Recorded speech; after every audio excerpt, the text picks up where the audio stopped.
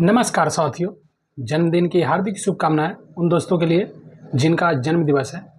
तो आज मैं चर्चा करने वाला हूं हिंडकॉन केमिकल्स लिमिटेड पे, जिसका शेयर प्राइस 35 रुपये 1.16% का बढ़ोतरी देखने को मिला है लास्ट ट्रेडिंग डे में। यह कंपनी केवल और केवल NSE पर लिस्टेड है, जिसका कोड है HINDCON। आगे बढ़ने से पहले एक आवश्यक सूचना, इन्वेस्टमेंट अपने बुद्धि विवेक के अनुसार और सूझबूझ के अनुसार ही कीजिएगा दोस्तों। यहाँ पर जैसा जानकारी उपस्थित किया गया है, यानी कि प्रस्तुत किया गया है, वो देख सकते हैं। Incorporated in 1998, Hindcon chemicals limited does manufacturing and sale of sodium silicate and construction chemicals and trading activities. इसका हिंदी ट्रांसलेट है 1998 में निर्मित Hindcon chemicals limited sodium silicate और निर्माण रसायनों का विनिर्माण और बिक्री तथा व्यापारिक गतिविधियां करता है। आगे बढ़ने से पहले ये बता दूं कि इसके नाम में ही छिपा हुआ है इसका बिजनेस, जैसा कि देख सकते हैं केमिकल्स। तो केमिकल सेक्टर का कंपनी है, तो मेरे हिसाब से तो ठीक है। बाकी इन्वेस्टमेंट अपने बुद्धि विवेक के अनुसार और सूझबूझ के अनुसार ही कीजिएगा दोस्तों। इस कंपनी का मार्केट कैप 179 करोड़ का है। करंट प्राइस 35 रुपये, जबकि बुक वैल्यू 10 रुपये 40 पैसे। तो बुक वैल्यू से 3 गुना से ऊपर में ट्रेड कर रही है ये स्टॉक, यानी कि इस कंपनी का शेयर। स्टॉक भी 35.6 का है, ROC 17.9% और ROE 13.4% का है। तो ROC और ROE के मामले में ठीक ठाक है यह स्टॉक। बावन का हाई प्राइस है 59 रुपये, जबकि लो है 30 रुपये। तो बावन के हाई प्राइस और लो प्राइस को भी देख सकते हैं। देखने से ऐसा लग रहा है जैसे कि ये लो में ही ट्रेड कर रही है, लो के करीब में। ये आप लोग भी समझ सकते हैं। डिविडेंड यील्ड 0.57% का, यानी कि डिविडेंड भी पे करती है। फेस वैल्यू 2 रुपये का। चार्ट के मामले में देख सकते हैं, एक टाइम था जब इसका शेयर प्राइस 2 रुपये और 3 रुपये के लगभग में ट्रेड कर रही थी, मतलब रेंगते हुए क्रम में। ये बढ़ने का नाम ही नहीं ले रही थी, लेकिन धीरे धीरे बढ़ना स्टार्ट किया और फिर उस जगह पे रेंगने लगा, यानी कि कंसोलिडेट करने लगा। फिर से बढ़ा और फिर थोड़ा सा डाउन होकर के कंसोलिडेट करने लगा। फिर ये 60 के ऊपर में गया और फिर से ये डाउन ट्रेंड पकड़ चुका है अभी तत्काल के लिए तो। लेकिन इसमें ऐसा प्रतीत हो रहा है जैसे कि ये कंसोलिडेट मोड में जाने वाला है। फिर उसके बाद में हो सकता है कि इसमें बढ़ने की चांसेस पक्का हो। क्वार्टर के रिजल्ट के मामले में देख सकते हैं, दिसंबर 2024 में सेल्स जो है 15 करोड़ 27 लाख का है। वहीं पे दिसंबर 2023 में 13 करोड़ 44 लाख का है।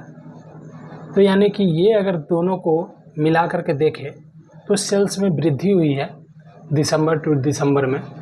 लेकिन दिसंबर 2022 में इसका सेल्स कहीं ज़्यादा था, यानी कि 26 करोड़ 64 लाख का था। तो अगर ओवरऑल देखा जाए तो इसका सेल्स ठीक ठाक हो रहा है और एक्सपेंस उसी के हिसाब से हुआ, जो कि दिसंबर 2024 में 14.06 करोड़ का और ऑपरेटिंग प्रॉफिट 1.21 करोड़ का, यानी कि ठीक ठाक रहा।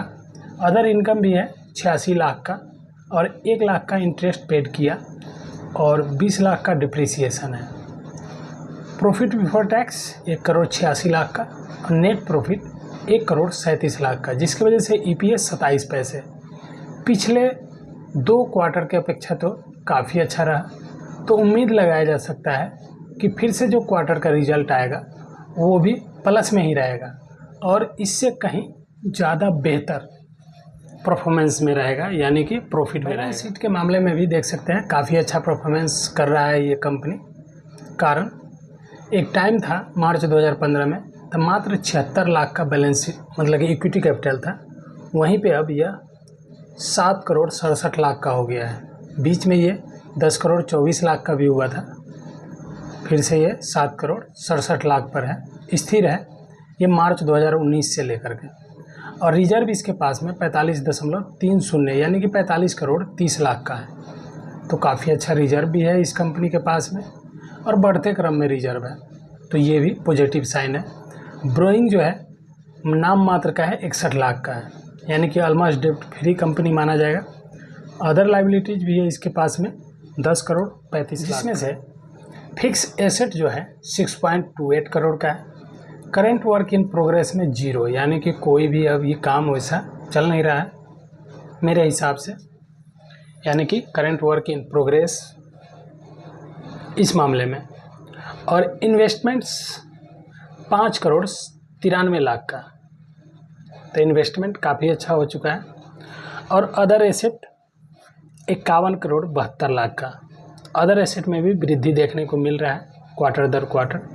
टोटल एसेट 63 करोड़ 93 लाख का, यानी कि इसका दिन प्रतिदिन बढ़ते हुए क्रम में, जो कि एसेट हो या रिजर्व हो, ये सब है, यानी कि इसका फ्यूचर ठीक ठाक होगा अगर कोई भी इस कंपनी में धांधली ना हो, यानी कि कोई खराबी नहीं आए, बीच में फॉल्ट अगर नहीं आया, तो इसका बिजनेस जिस तरीके से चल रहा है उसके हिसाब से future brightness. Share holding pattern के मामले में देख सकते हैं मार्च 2025 में प्रमोटर के पास में 68.67% का होल्डिंग है, तो ये भी ठीक ठाक है।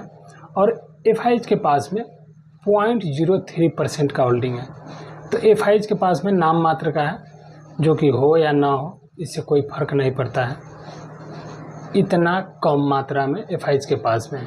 और पब्लिक के पास में 31.30% का होल्डिंग है। नंबर ऑफ शेयर होल्डर्स तो 30,708 पोर्टफोलियो के अंडर में इस कंपनी का शेयर है। The classifications might have change from September 2022 onwards.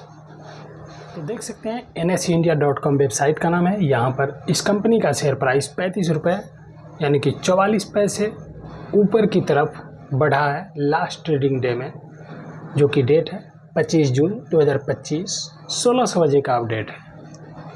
और इसमें जो डिलीवरी परसेंटेज है वो भी आप देख सकते हैं यहाँ पर, तो 62.93% का है, यानी कि ख़राब भी नहीं है और उतना अच्छा भी नहीं है, तो ये कंसोलिडेट कर सकता है डिलीवरी परसेंटेज के अनुसार। अंत में मेरा आइडिया है कि यह 1 साल के अंदर अंदर में ये अपने करेंट प्राइस जो कि 35 रुपये पे है, वो 50 रुपये के ऊपर होगा मेरे समझदारी के अनुसार।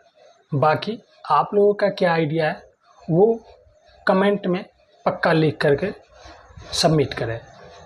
धन्यवाद साथियों, अब तक मेरे साथ इस वीडियो में बने रहने के लिए। और अंत में एक आवश्यक सूचना, इन्वेस्टमेंट अपने बुद्धि विवेक के अनुसार और सूझबूझ के अनुसार ही कीजिएगा दोस्तों, कारण मैं वीडियो बनाता हूँ ओनली वन नॉलेज यानी कि जानकारी के लिए।